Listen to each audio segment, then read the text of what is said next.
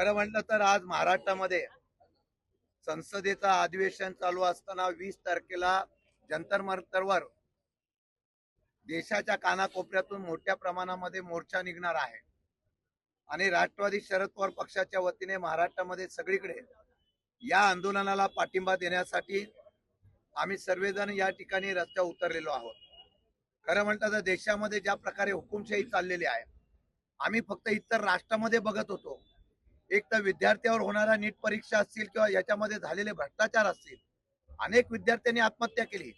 20 दिवस न्याय मागण्यासाठी आंदोलन झाल्यानंतर एकही प्रशासन, एकही केंद्र सरकारचा माणूस त्या ठिकाणी जात नाही। जबरदस्ती या ठिकाणी आंदोलन चिरडण्याचा प्रयत्न होतोय आणि त्याच्यासाठी आज संसदेमध्ये तर आंदोलनाची दखल घेतली जाईलच, पण महाराष्ट्र सुद्धा त्यांच्या पाठीमागे आहे। शरद पवार राष्ट्रवादी काँग्रेस पक्ष सुद्धा त्यांच्या पाठीमागे आहे आणि न्याय मिळेपर्यंत या ठिकाणी या आंदोलनाच्या बाबतीमध्ये आम्ही भूमिका घेतोय। आज आम्ही या ठिकाणी निदर्शनं करतोय। माझी विनंती आहे देशाच्या सगळ्या युवकांना आणि सगळ्या जनतेला की आताच जर हा आंदोलनाची तीव्रता वाढली नाही, आपण आताच क्रांती केली नाही, अनेक राष्ट्रामध्ये उद्रेक झाला, उठाव झाला, आंदोलनात चिरडल्यानंतर सुद्धा जनतेने आंदोलन हातामध्ये घेतलं। तशा प्रकारे हुकुमशाहीच्या विरोधातलं हे आंदोलन आता तीव्रता झाली पाहिजे आणि एक दिवस या असलेल्या भ्रष्टाचारी सरकारला आणि इथल्या असलेल्या हुकुमशाहीला पदच्युत करण्यासाठी ही क्रांती होईल असा मला विश्वास आहे। सर, पंतप्रधानांनी सांगितलं की युवकांचं खूप देशाच्या क्रांतीसाठी योगदान आहे, पण युवक 20 दिवस झाले युवक रस्त्यावर उतरलेले आहे, त्यांच्याकडे दखलही घेतली जात नाही। आज त्या आंदोलन होणार त्याच वेळेला युवकांची प्रेरणा तुम्ही सांगता, मग जे कोणी त्याला जबाबदार आहे त्यांचा राजीनामा पण का घेतला नाही? एवढी प्रतिष्ठा नसावी की आता आपल्या विरोधामध्ये जर कोणी आंदोलन केलं तर त्यांची दखल नाहीच घ्यायची आणि ते करायचंच नाही, ही भूमिका मला वाटतं योग्य नाही।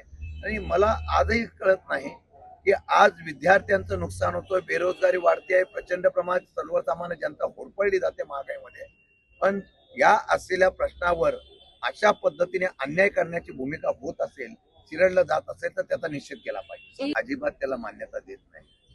कोणालाही स्वतःची व्यक्तिमत मांडण्याचा अधिकार आहे, तो पक्षाचा होत नाही।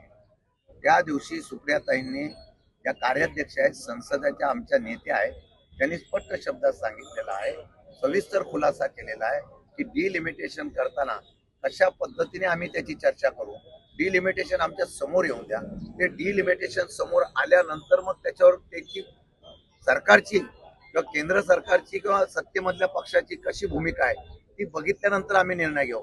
आमची अधिकृत अशा प्रकारची जे काही विश्लेषण असेल, जे डिलिमिटेशनच्या बाबतीमधली भूमिका असेल ती सुप्रियाताईंनी स्पष्ट केलेली आहे, ती पक्षाची भूमिका आहे। वैयक्तिक कोणी काय भूमिका दिली आहे याच्याशी त्यांची वैयक्तिक भूमिका, ते माझ्या पक्षाचे सहकारी नेते आहेत, पण तो अधिकार जो आहे आमचा, तो अधिकार पक्षाच्या असलेल्या अधिकृतपणाने जाहीर केलेला असेल, त्यामध्ये कुठल्याही प्रकारचं दुमत नाही, कुठल्याही प्रकारचा एकमेकांचे विसंवाद नाही।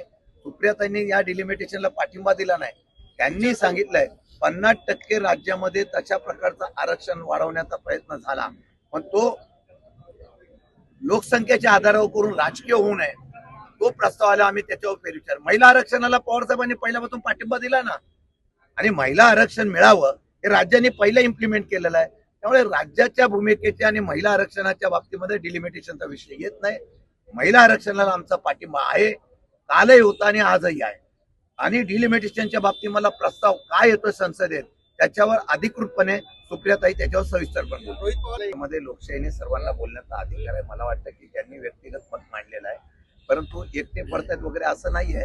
आंदोलन केल्यानंतर सगळेजण आम्ही सहभागी आहोत ना। मला वाटतं की पक्षाच्या चौकटीतून आम्ही निर्णय घेतो, तो अधिकृत आहे।